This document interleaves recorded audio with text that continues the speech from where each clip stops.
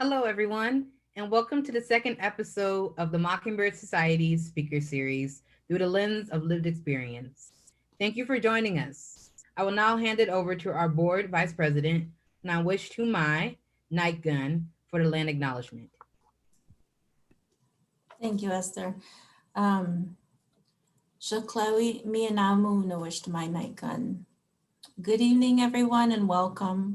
My name is Nawishtamai Night Gun. I'm the Vice President for Mockingbird Society's Board of Directors. I just want to give thanks to this land, give thanks to how it sheltered us, nurtured us, gave us water, and gave us air, and how grateful we are to those who were the first caretakers of this land, the Coast Salish people.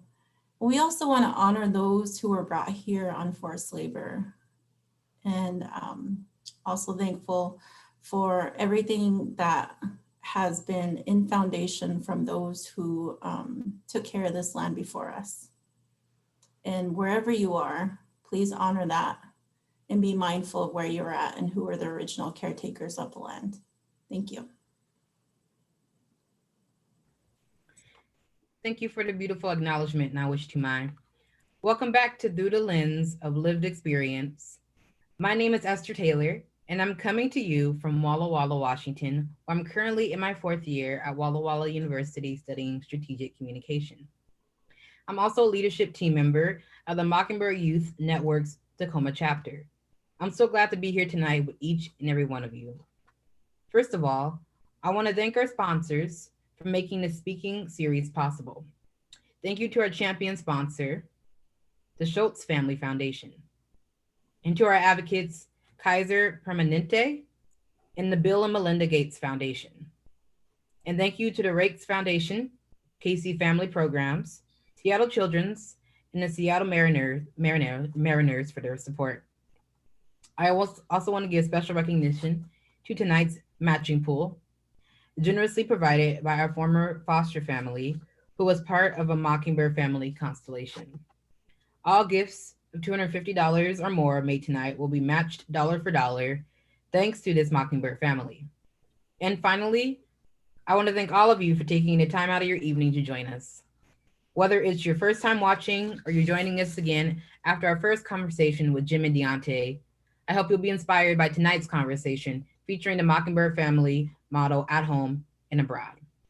I'm here tonight with Fernando Clara, our Director of Practice Innovation, who will be in conversation tonight with our New Zealand partner, Ariel Metekingi.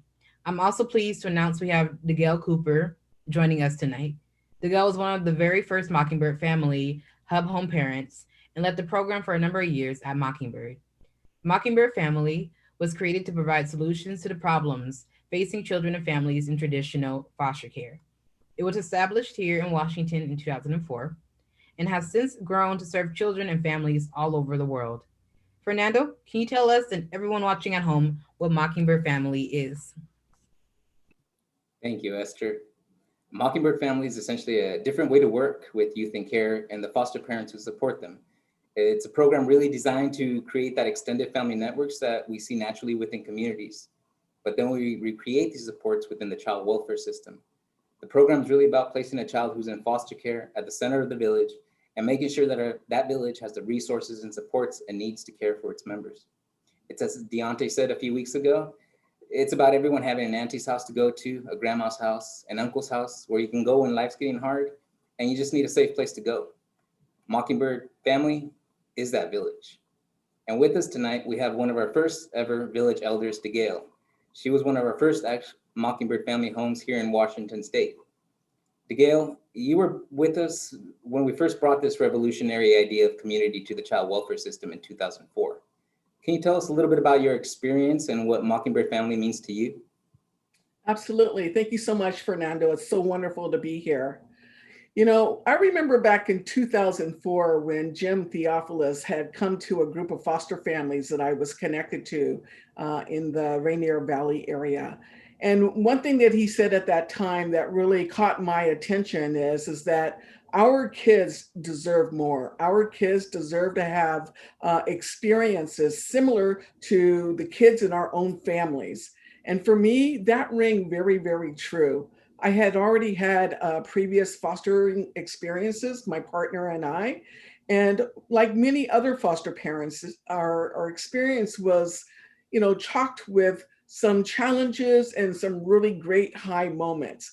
But the challenges are what kind of led us to that point of raising our hand when Jim Theophilus said, we are looking for hub home providers, people who would like to be grandma in the center of a community of foster families and foster youth. And for me, that was what I wanted to do. So I raised my hand and I said, yes, I will do this because I understand how important it is for kids to have extended family, for foster families to feel connected to a circle of support and to know that they are not doing this alone. And through the experience of Mockingbird Family, I was able to support other families in providing them with what they needed, the resources that they needed in order to continue fostering with the young people that were in their homes. And for the kids who were in our Mockingbird Family constellation, oh, it brought such great joy to myself and to my family, because for us, family is what's important. Family is what helps us get through the hard times and the greater times. And for a lot of young people in foster care, that's what's missing. And so being a part of Mockingbird Family made all the difference, not only for my family, but for the families that we supported from 2004 until nearly 2014. So 10 years of Mockingbird Family as a foster parent, and also helping to lead and support other families becoming hub home providers here in Washington State and abroad. Thank you for that beautiful answer, DeGale. Something you mentioned and alluded to several times really resonates with me. It's this idea of not having to do this work alone. I remember back when I was a social worker, unfortunately, oftentimes, I saw that everything that was done within the child welfare system was done in silos. As a social worker, I also barely had the time and capacity to support parents who were trying to reunify with their children due to the high caseloads, much less any time or capacity to support foster parents. So I could, only imagine what it would have been like for them to have been part of Mockingbird Family, those foster parents that I used to work with. But unfortunately, it's because of, the lack of support. It was the children and youth who ultimately paid the price in having to move from home to home. But as you indicated through your words, it doesn't have to be this way. And Mockingbird Family is really an answer to that. Absolutely. And what it did for the children in our constellation is that it kept them connected to their community of support. So not only did they have the Mockingbird Family as their extended family, they were here in their neighborhoods. They were able to stay in their same schools and stay connected to their same, doctors and sports teams and churches that they went to. And we were all there together supporting this for each one of those children. Right. Thank you, DeGale. You're welcome. I'm excited to turn to our video now and introduce our speakers. You already know me, myself, Fernando Clara. I'm the Director of Practice Innovation here at Mockingbird. I'm joined tonight by Ariel Metekingi from New Zealand. He's a caregiver and project manager with Te Rupu Awinaki Porirua. Their mission is to provide holistic services for Indigenous Maori in New Zealand. His organization is implementing Mockingbird Family as an alternative to the traditional foster care system. If you joined us for our last episode, you heard from Deontay Cruz about how being in Mockingbird Family made such a huge impact in his life. And today you'll get to see and hear what culturally relevant foster care is really about. And please remember that at the end of the video, both DeGale and I will be here to answer your questions. Esther, can we please turn to our conversation? Yes. So we are now going to watch a video, and I hope each and every one of you enjoy.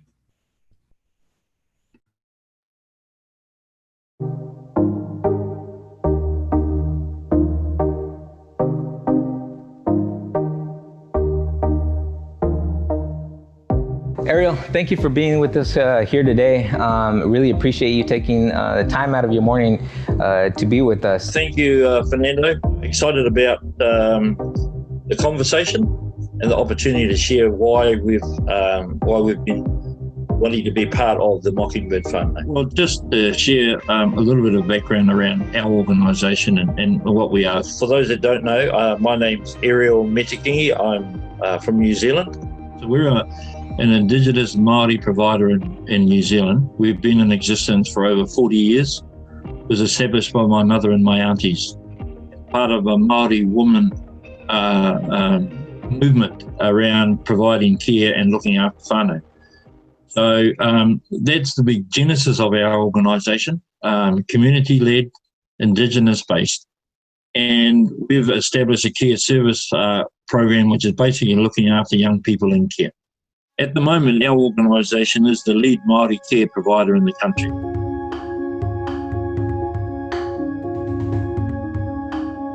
My wife and I, we've got 10 children, and we have 4 children in care that we have in our home. We've had them for quite a few years, but over the years, we've had about probably 60 to 80 children come through our home. Can you tell or tell us a little bit about what the foster care system looks like now there in New Zealand? You know, New Zealand was colonised about 200 years ago for us as Indigenous and Native people. Over the last 200 years, the government system for looking after our people in care and the justice system has failed us. We are the highest statistics, children in care. 70% of children in care in New Zealand are native Māori children from native families. Our prison system is over 80% representation of Māori, and yet we're only about 20% maybe of the population.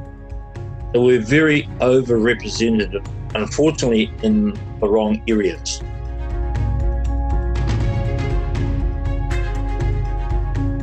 You know, here in the state of Washington, we're seeing some of the same disproportionalities because our kids of color are coming into care.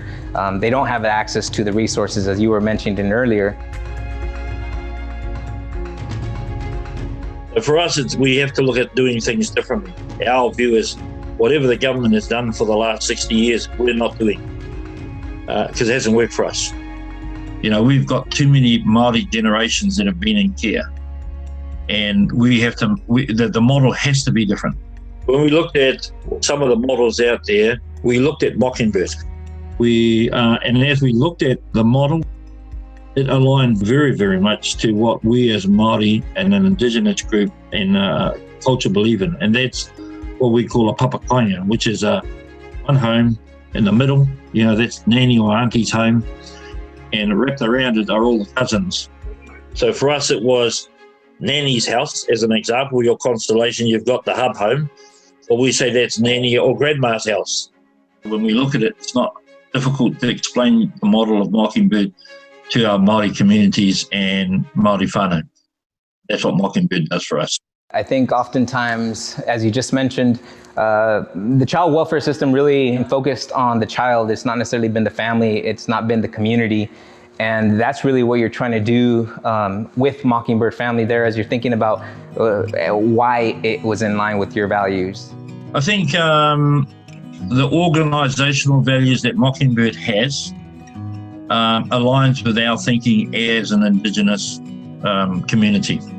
And I think also it would be fair to say in our world, certainly in my experience, relationships are really, really critical. Actually, it's and I think that's been the good thing with us, with you, Fernando, is that we've felt a kinship towards what it is that you do, what we're trying to achieve for our people. I strongly believe in, just as you said, the relationships are really what's the most important part at the end of the day.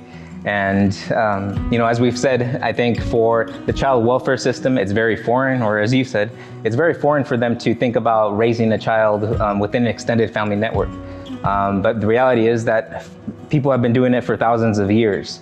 And it's reintroducing that back to, almost in the sense to institutions. But, as you mentioned, the Indigenous values, I think both whether in this country or in other countries, they've had similar experiences. And because of that, I think values of community and family are even more so important. You mentioned a little bit about there's a movement there in New Zealand to really move services back into the power of the community. What is it about Mockingbird that you think is beneficial to that in terms of empowerment for the community? I think here's one of the things. So you've got a lot of flexibility in a model that's not prescribed that it must be this. The community can decide what it is that works for them. And I think that's, if you look at it, the flexibility of that and having some kind of structure is what I see in the value of Mockingbird for us. You know, that it would become an Indigenous model, but mainstream. So while it's got a, while you've got a mainstream flavour, because you can use Mockingbird for any culture, whether it's Māori, Samoan, Tokelauan, Pākehā, but most other Indigenous groups around the world look at New Zealand as a lead country for iwi and Indigenous development. Why do you think that it's difficult for a lot of agencies to embrace a program like Mockingbird Family that seeks to empower the community, as you said, make decisions for themselves? I'd say that's probably the million-dollar question we all face. We struggle with them is there. We know government agencies are not culturally appropriate.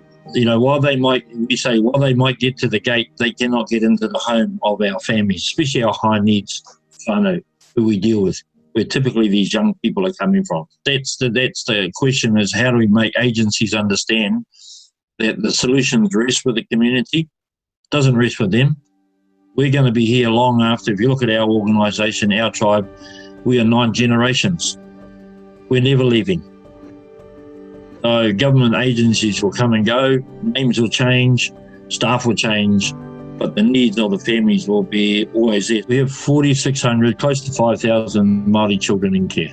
We've got to have some ability to take something that every tribe can use, or every Māori organisation can use to be able to bring about that change. We can't do this on our own. It's a bit of, we call it a movement we've got to have across the country.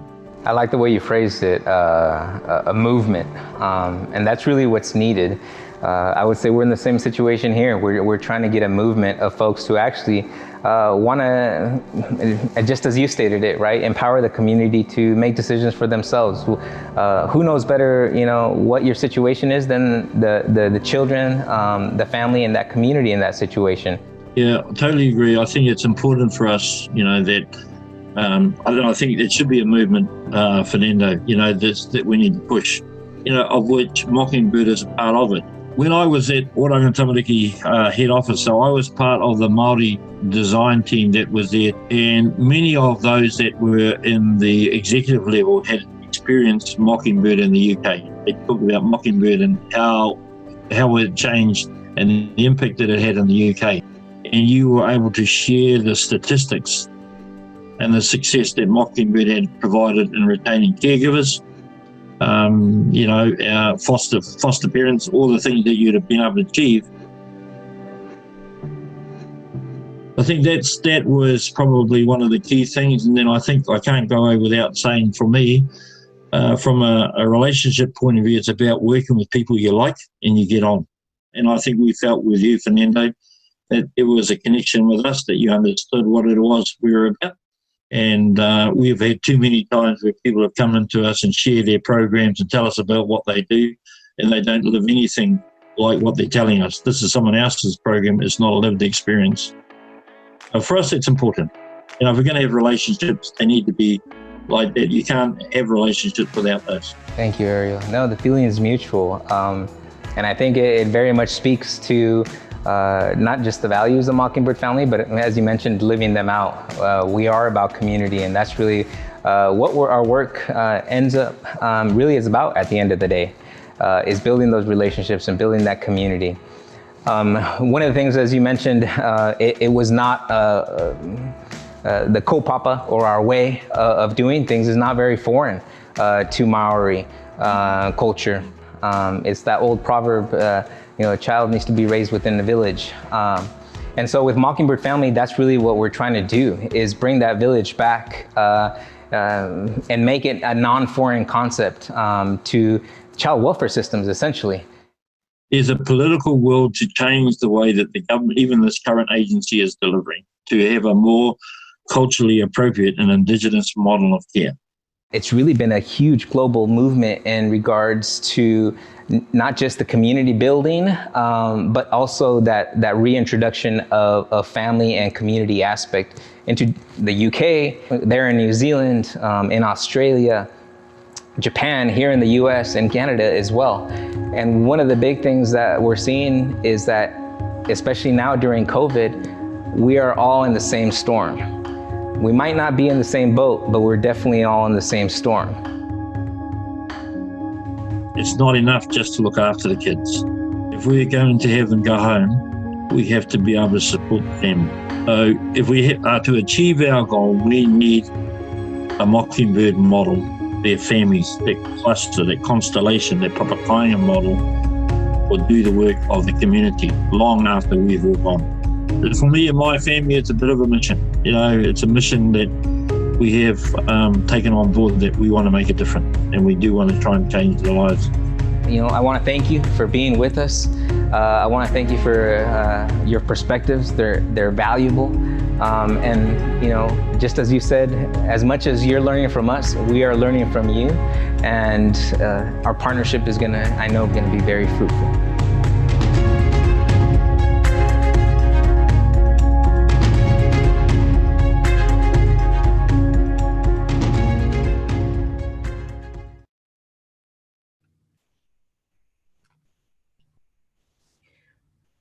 Wow.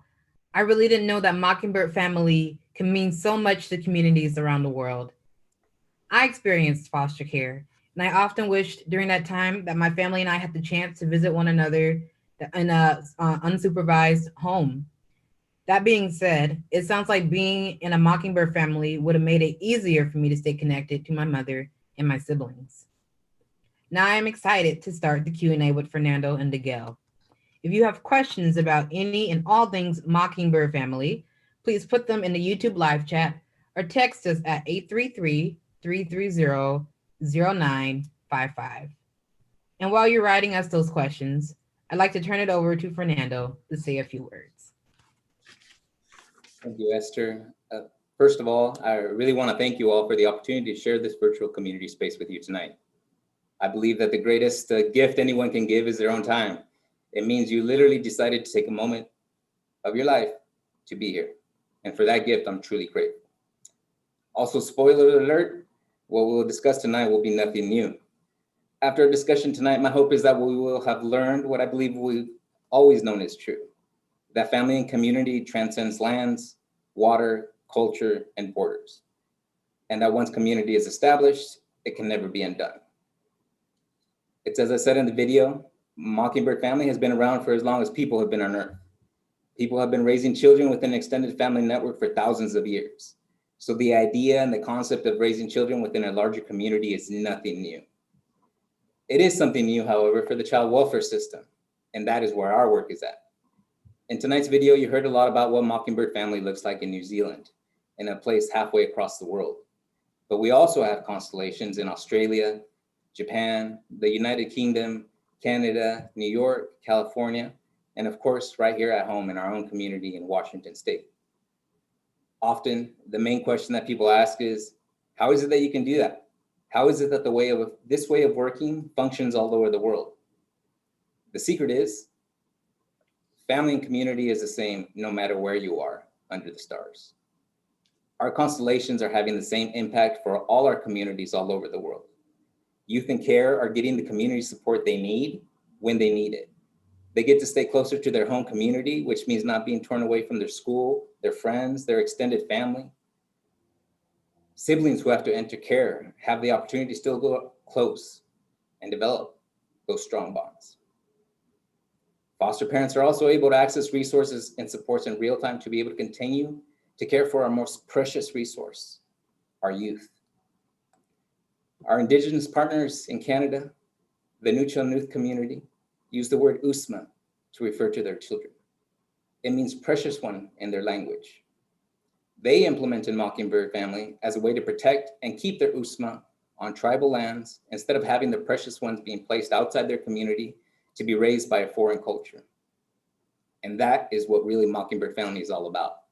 It's about giving community a voice everywhere, across the world, and here in Seattle, Lacey, Smoky Point, Marysville. It's the reason that we ask for your support tonight. With your donation, we can make sure every community that wants to and is ready to take on this approach has access to Mockingbird Family. If you made your donation to the Mockingbird Society already, thank you so much. If you haven't donated just yet, this is your moment. You can text the word GIVE to 833-330-0955, or you can go to mockingbirdssociety.org to make your gift.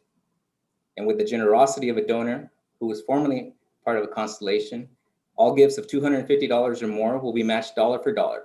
So your $250 becomes $500. Gifts will be matched until the $30,000 matching pool is exhausted. Remember though, that no gift is too small or too big. Gifts of all sizes are welcome. It is the will and the intention behind the gift that we truly cherish the most. I want to thank you again so much for being part of our evening. And now we'd like to move on to our question and answer segment with our own Esther moderating. And also with us tonight, as you know, we have DeGale, one of our original hub homes here in Washington State. Esther? Thank you, Fernando. Okay, we have our first question here.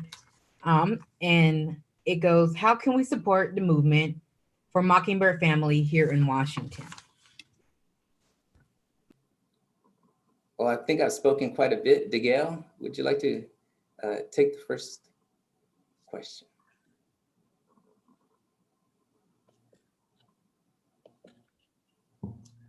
Hi, Fernando. Well, yes, I think that, Fernando definitely has spoken about this, but I think one of the ways to really get connected and start your own family, Mockingbird Family, is to call the Mockingbird Society and to talk with Fernando and his team about getting connected as a foster parent and then also getting connected as a hub home provider.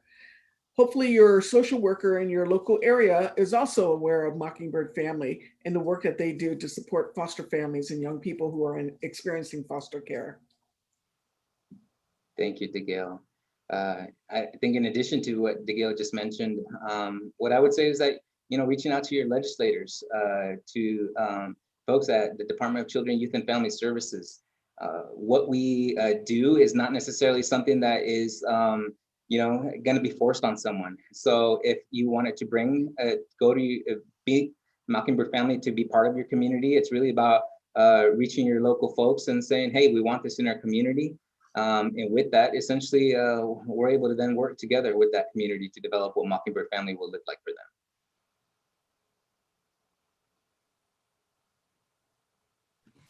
Thank you both for taking the time to answer that question. Our next question is, can you talk a bit about the kinship care work underway in Washington State? Yeah, definitely. One of the things that we're happy to start participating in now is that actually providing a constellation. So within Mockingbird Family, what we really do is provide that experienced foster parent like DeGale, who supports 6 to 10 other families. In that manner, you're able to support those foster families, especially during times that I would say are natural moments. I've had moments with my own child where I'm just like, hey, I need a moment. I have a partner, I have family, I have extended family members that my kids can go to. So I have that relief, but it's about creating that within the constellation or within the foster care system. Within kinship families, we're trying to do that as well, because we know that the majority of our children are actually placed with especially kids of color, are placed with relatives. And those relatives don't get the same supports and services that regular quote unquote foster parents get. So we're excited to now be working in that arena now. We're going to start working with an agency that's going to be wanting to work with us to implement a kinship constellation here in the US. And I think within Washington specifically. Thank you. So our next question is, based on your experience, what are the most significant differences you see between Mockingbird Family and traditional foster care? Well, Esther, if I get a chance to answer that, One of the most significant differences that I saw when I was a hub home provider is that it's family focused. Mockingbird Family is community based and family focused. The cultural relevancy is also very important. I heard that someone mentioned how important it is for young people to feel like they can be connected to other individuals, whether they are youth or other foster families who are like them. They may not necessarily be able to live in a foster family that's reflective of their cultural heritage or their race or ethnic identity, etc. But when they join a constellation, they can find that connection. And I think that's just so important for young people. Yeah, completely agreed. I mean, just recently we had, one of our youth who is within our constellations, religious background is Muslim. The family that he's with is Catholic, but there's also another family that's within the constellation that also practices the Muslim faith. So he's got a place to go during religious celebrations or religious ceremonies. So as Gail said, it's really about connecting kids and connecting community, especially to typically within a traditional foster care system, you wouldn't get that. Foster parent essentially would do this on their own. Often the biggest thing you hear is especially when foster parents are doing this, is like, they have and something happens and, instead of a helping hand, most family members say, well, just stop. But that's not an option for folks, right? Because once you're committed to a young person, it's especially our foster parents, they're committed for a long time. Thank you both once again. Another question that is asked is, in another 20 years of Mockingbird, do you think Mockingbird Family could be the norm for delivering foster care? And what would this new normal look like for communities served?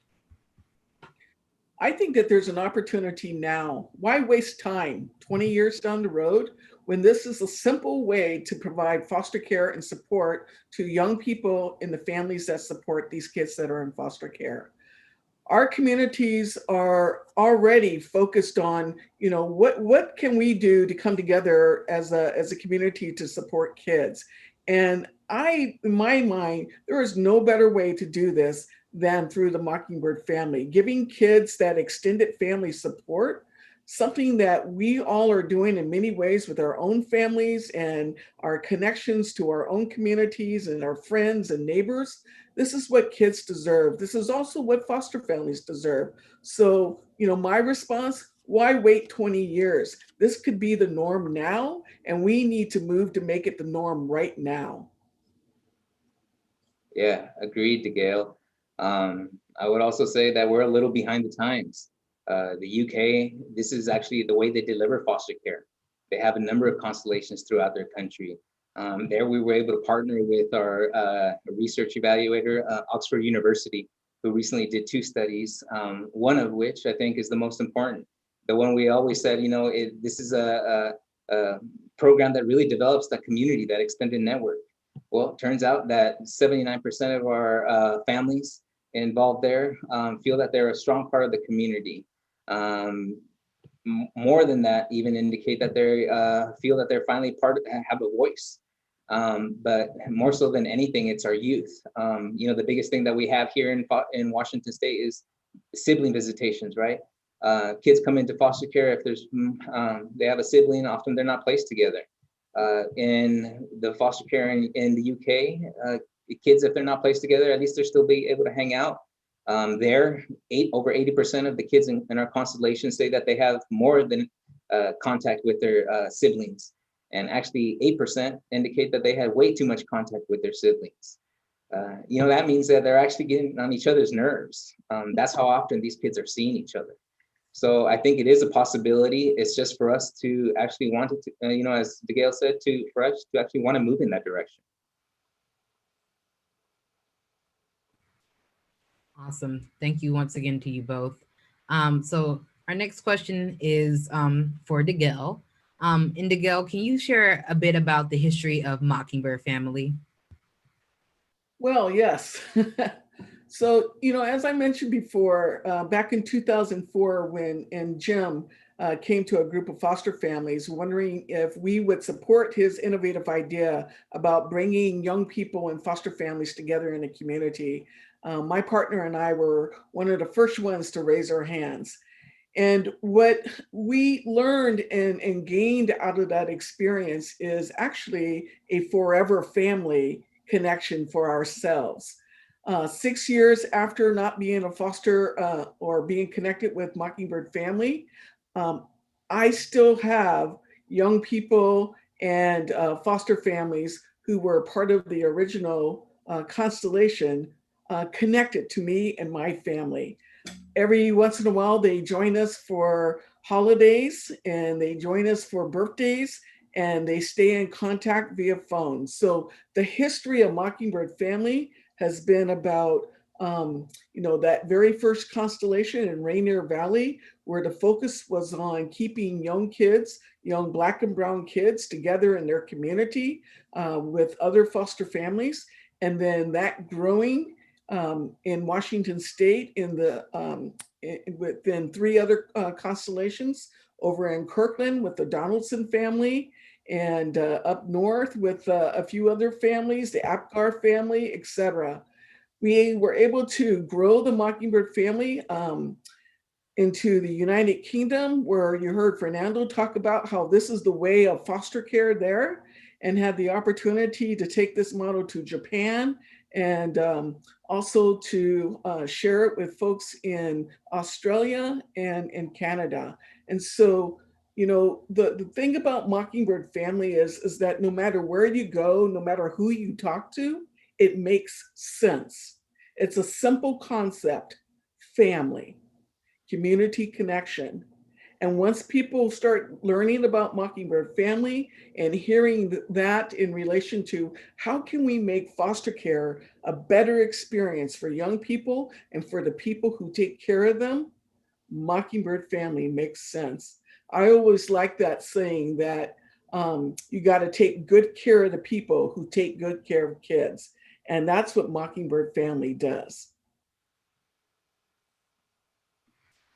I just wanted to add thank you once again to you both. But I just wanted to add and say that I admire both of you guys for expressing the importance of family within the Mockingbird family homes as well as within foster care, and the importance of connection when it comes to siblings being put in foster care and not separating them, but keeping them together and continuing those relationships and strengthening those relationships while they're in foster care. Thank you so much. And as we close out on our question and answering session, Fernando, our last question is for you. This has been a really difficult year for all of us in a myriad of different ways. What inspires you in your work with the Mockingbird Family? What keeps you going? For me, I think I had the great benefit of growing up within a very large family. They keep you going. Especially when times are tough, like most families are experiencing right now, particularly families of color, they're still stepping out that door, right? And so it's family that's getting each other through. It's community. That's what really, at the end of the day, it's about. So it's really just about me trying to get back. Not everybody has not everybody has the benefit of growing up within a large extended family and having that support. During difficult times, families support each other, especially right now, particularly within our constellations. We've had experienced deaths within our constellations in the UK. As I mentioned, we have constellations all over the world. So knowing there's people that passed away.